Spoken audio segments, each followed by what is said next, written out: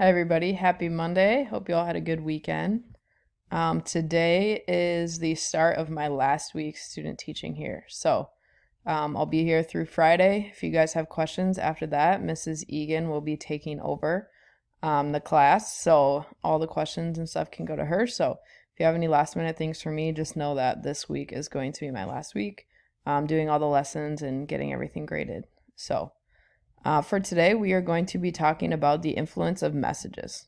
All right, so we're going to think about the number of messages you get every day, even the ones that aren't text messages, just things that you're told, and what that means and how that influences who you are in your life.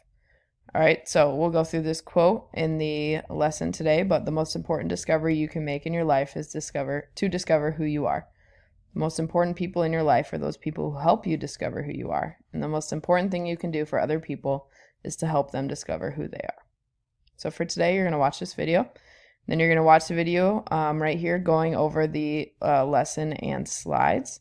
If you want the link to the YouTube video, you can just highlight that and paste it. The Google Slides link is right here as well. As always, you can click on the Google Slides here.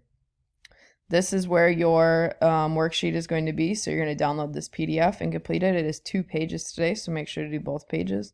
You're going to upload it in here by midnight tonight. Okay, so if we click on this assignment here, it should take us right over.